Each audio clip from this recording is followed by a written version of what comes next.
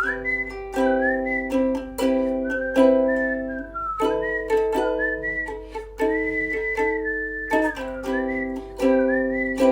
you have lived under a rock for the past week or so on BookTok, you will not have heard about the recent BookTok drama, and whilst this video isn't necessarily directly about that video, I will explain that because it gives context to why this is on my mind. So Chris, I can't remember what her name is. I'll put her video, like her YouTube here, posted a YouTube video which was initially called BookTok is Gross, and it was about 40 minutes long, talking about how romance in particular, the romance genre, is disgusting essentially. And whilst she had some points that I agreed with, there were mostly points I disagreed with, and ultimately I believe that it is deeply rooted. This narrative is deeply rooted in misogyny, and I'll explain why. I actually also told Chris this because she was in the comments of like every single video criticizing her video, and she replied to me, and then I made a point and she didn't reply to me because she knew I was right. So she's made an apology, and I don't think this is something that's like, oh, cancel her. I just wanted to reflect on the concept of hating on romance as a genre and misogyny, because it is misogyny. And I made a TikTok, like an 8-minute TikTok about this. Oh no, that was the wrong video, I think. No, it wasn't. It was like 8-minute TikTok. Obviously now TikTok has been banned in the US for now, so I would reference to that video, but a lot of you wouldn't be able to watch it, so I will explain here. The points that I agreed with first of all with Chris was some books, it's like trauma porn, okay? Credence, and there's a couple others that I will never ever read and happy to see burn, realistically. And this comes from someone who has experienced all the trauma that is listed and described in these books. Now, people, a lot of women, have said that they like these books not because of the typical reasons that you'd think, but because it helps them deal with their trauma. Personally, I do not relate. I hate seeing abuse in books, even though that's an experience I've had, and I just can't come to terms with the romanticization of trauma. I think there are some authors that do it right, and I think there are some authors that do it wrong.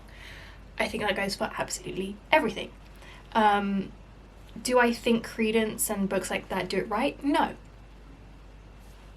It's an opinion. Do I then shit on the entire romance genre? Also no. Because to paint an entire genre marketed towards women for women's enjoyment is what? Misogyny. So, that point I agreed with. I think also another point of hers, very briefly, was that some of them just aren't well written.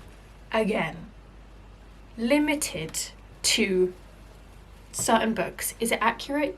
Yes. Does it go for the entire romance genre? No. Oh my god, the amount of good books that are so well written in the romance genre are so much more prominent than bad written books, because maybe I just pick the right ones, maybe I just read the right things, but in my opinion there's so many books that are well written within this genre. And again, it goes for everything. So my point is, the misogyny stems from that these opinions could be stated towards books as a whole and not just the romance genre. And you could argue it's because romance is one of the biggest genres. But if you look at the numbers, so is contemporary, and so is self-help, and so on and so forth. And so I think it's deeply rooted in misogyny to just base this on romance. And also to just limit BookTok to romance, although I understand it is predominantly a romance-centric space. So I agree that there are badly written romances. I've read a few. But again, I've read awful contemporaries. I've read awful memoirs even, and awful self-help books, and awful spiritual books. Arguably way more worse there than romance. By a long shot. So, here's what I do not agree with, and I think are fucking stupid points to make in this argument, which, if it's an argument to you, is misogyny. 1, that the romance genre, okay, let's widen it out. The romance genre is diabolical because children read it. I think this is the most stupid fucking thing I've ever heard in my life. Because it's like saying the writers and the content of said books are at fault for a child and their responsive guardian or parent are not at fault for allowing said child to read said book. In my personal opinion, it's very obvious when these books are not suitable. Romance as a genre is not suitable for young people. There's an entire genre called YA. It's for young people.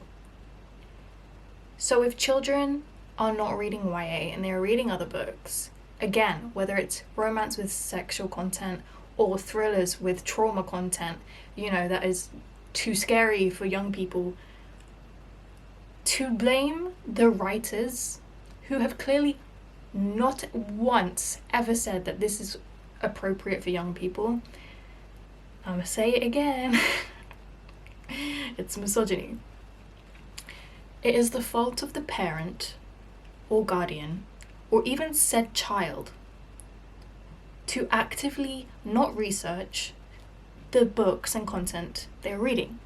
And also, I love how we're acting like reading, whilst I completely agree it shouldn't be anywhere near young people, I love how we all act like that isn't a canon experience, as if we weren't all 12 reading the most raunchy shit on Wattpad, which literally shouldn't have been allowed, but it was. But we then have a problem with, and don't get up in arms about this phrasing, but real authors, physical, traditionally published authors who have not marketed towards children. It's like the Sabrina Carpenter thing where it's like her entire album is about sex. Yet, when parents allow their children to listen to said music, they're not listening to the lyrics, they're just they're just listening to music, right? But when they take them to the shows and she acts sexually in accordance with her music, they're up in arms. And it's like, we're blaming the wrong people. We're just blaming the wrong people. Because you can argue Sabrina should make her shows 18 plus. But then isn't that to say that 17-year-olds aren't aware of sexual content and shouldn't necessarily be allowed to witness a woman acting somewhat sexually? It's misogyny. It's so deeply misogyny that it drives me nuts. So I saw a TikTok this morning of that clip of Chris saying, and it's children reading it, and then everyone in the comments was like, I'm out of enemy territory, they're cancelling her for this. No, first of all, she's not cancelled. Second of all, it's a stupid point, because the authors and publishers are not at fault for a child or children picking up said books. That is the that is the responsibility of their parent or guardian. And you can argue, but they're on BookTok, and BookTok's always talking about this, and they don't speak about the explicit yes, they do. First of all, yes, they do. I mean, it's literally all they fucking talk about. That's a joke. Before you call me misogynistic. And 2, children should not be on social media. To an extent. And that is one of the extents. So, to wrap this up nicely and neatly, it is not the fault of the romance genre for adults that children are exposed to it when their parents or guardians exist, and nothing has been put in place to stop them from accessing said books. So that's a stupid fucking point. I think it's the most stupid fucking point you could fucking possibly make. Okay, that one done. My other points. I don't think it's that you have to like it because you don't. Like, for example, I love true crime, but I wouldn't read true crime. I love watching true crime, but I prefer watching it to reading it. So it's like, everybody's different. You don't need to enjoy romance at all. That's fine. That's not what makes this stance misogynistic. What makes this stance misogynistic is the belittlement and beratement of what women enjoy as a woman. Because, like I said in my TikTok, I expect this from men. And you're giving male behavior if you hate on the romance genre. And again, I will reference a tweet that really fucked me off like a month ago now, and I still fucking think about it because it's so deeply misogynistic. It was this woman who attacked another woman online. The woman that she attacked had read over 200 books in 2024 and posted a tweet saying, oh, I've read over 200 books in 2024 whilst having a full-time job. I'm really proud of myself. Full stop, that was it. And this other woman decides, you're invalid. And because most of the books that you read were romance, it doesn't count.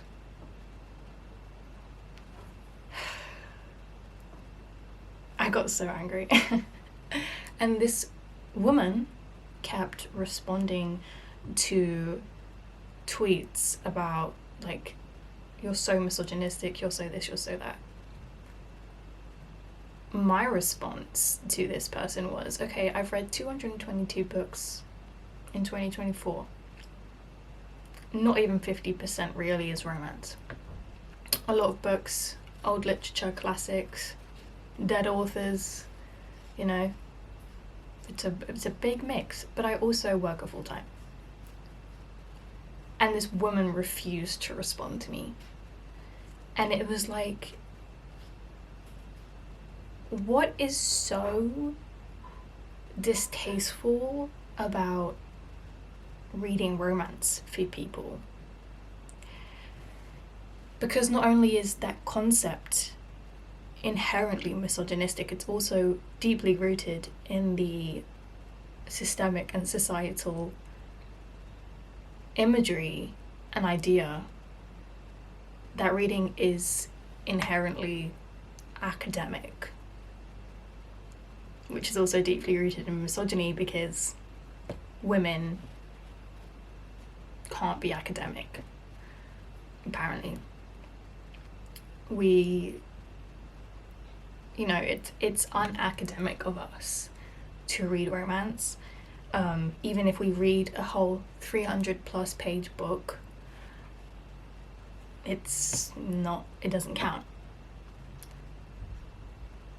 So it's also kind of classist, really. And then also, on top of that, the same kinds of people have this discussion of audiobooks aren't real books.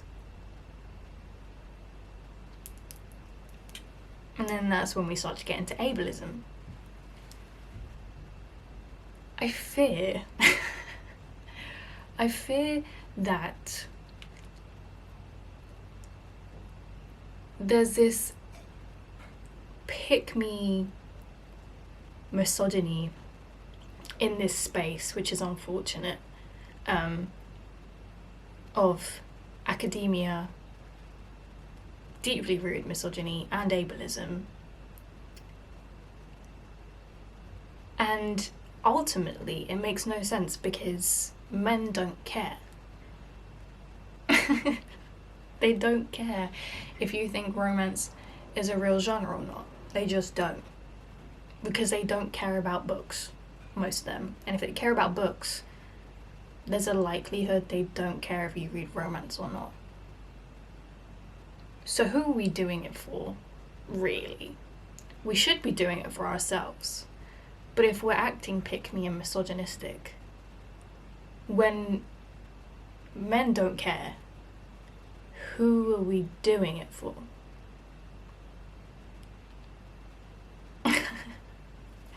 I just think it's interesting. I think there's a lot that you could say about this entire subject. I think it's very women hate women centric rather than men hate women centric, which is, you'll never see me defending a man. So for me to say that is a lot. But it's unfortunate and also very stupid. I think you look like a fucking twat if you have this view that romance is not real, it's not a real book, it doesn't count, or that it's shit just because it's romance. I think you're so full of shit, and I think you hate yourself. I think that's what it comes down to. I think you genuinely just hate yourself. Because like I said, it's okay to not enjoy the genre, but to sit in front of your camera and make a 40-minute long video, or to tweet hate to other women, or to make it your personality or part of your personality that romance isn't real. Shut up. And I had a conversation with someone, I can't remember who, where they were like, we don't have this problem with movies. We don't have this problem with rom-coms, you know, and music, like love songs. And I said, yeah, because of the inherent academic status of reading. It's a privilege to read. It's become the norm to watch movies and have access to music. There was always, in a way, live music created from literally nothing. There was also always some sort of access to movies when, you know, they were, oh my god, I'm sweating, so sorry. I'm literally, I get so uncomfortable when I sweat. It makes me so uncomfortable. It's my fault because I'm wearing this big fat fucking insulator.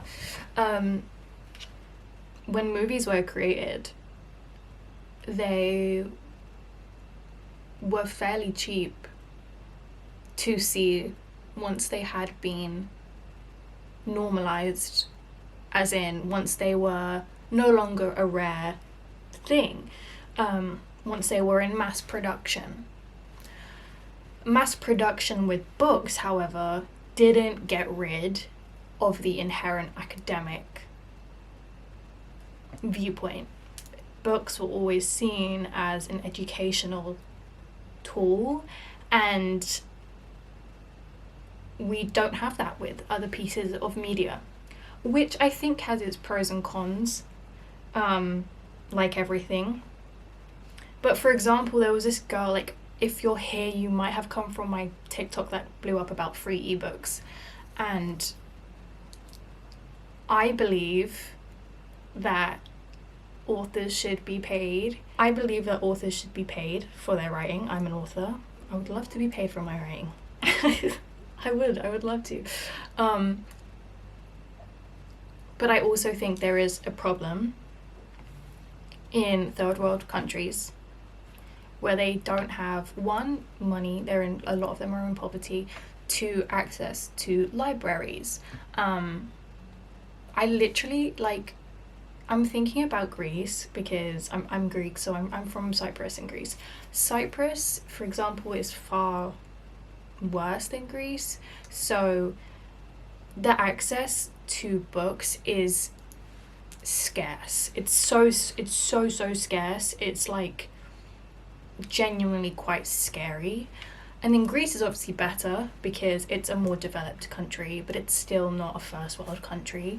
And the problems in Greece is there's rarely any libraries that are, you know, like, for example, here in the UK, I'm in London, one of the biggest, like, cities developed, and I can think of, even though I don't live in central London, I can think of so many libraries around me right now. I can't with Greece.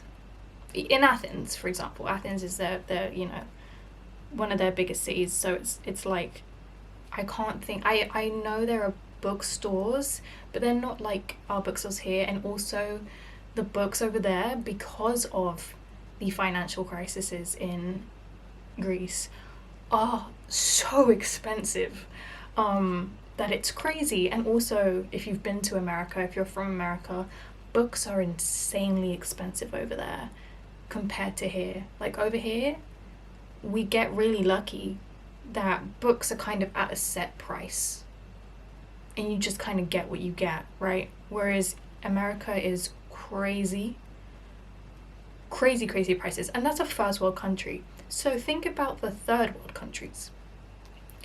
And some girl fucking commented, like, this is so gross, authors should get paid, blah, blah, blah.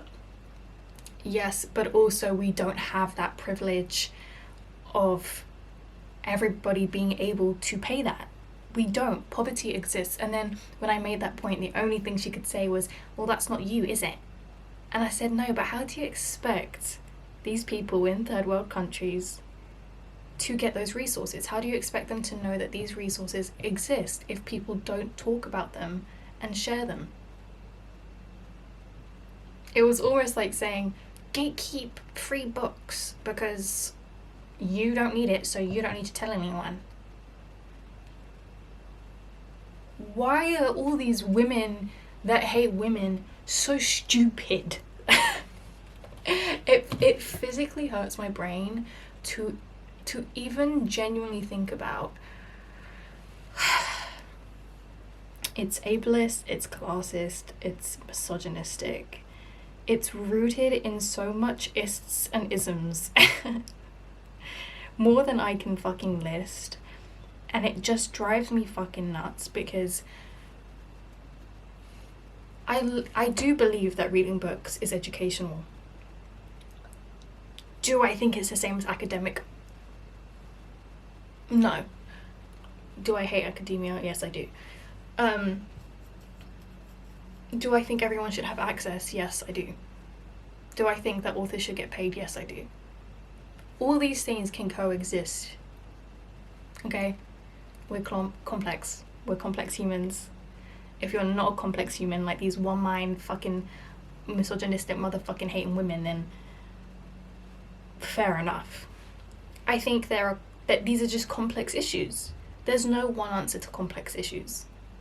There just isn't. That's it. But ultimately, what I think is that we just shouldn't hate on women for enjoying romance, and in general we shouldn't hate on women for reading, because that's what it comes down to. You don't really hate romance, you just hate women, and you hate women who think for themselves and don't follow this binary of I read to educate myself. No, I read to escape. I read to enjoy. When I was being bullied in school, all I could do was read, because otherwise I would have killed myself. Ask my form tutors, seriously. I would sit with them whilst they ate in silence, in their rooms, isolated, either writing a whole book in a notebook, writing my own whole with a pen and paper, or reading. We have to understand it is no longer like ancient Greek times. Yeah, we invented that shit, bitch. Let me tell you, my ancestors didn't create this shit for you to be fucking hating women with it, okay, bitch? Yeah, we're no longer in those times. Let's get out of that. Let's get out of it, because 21st century, bitch. As Ray once said, 21st century. And we need to stop. So I think shit authors will always exist, shit writers will always exist, shit books will always exist, because shit music exists, shit movies exist. I can tell you loads of all of the above. You want a list? Should we talk about that? Sure, like there's no problem in doing that. People have their preferences, cool. Saying no offense and then rambling about how much you hate something that women enjoy, misogynistic, I feel. And I just think we should let women enjoy reading, and we should stop making blanket statements. That's what I think. I think if you have beef with a book, have beef with that book and not the whole genre. I fear that's common sense. Anyways, I'm repeating myself now, which means it's definitely time to wrap this up. But I love you guys, and I will see you in the next video. And let me know if you want more videos like this, because I have a lot of thoughts. And also, now that TikTok's kind of in the US for now, it may have to all come over here instead, which I have no problem with. So let me know. But I love you guys. See you in the next one.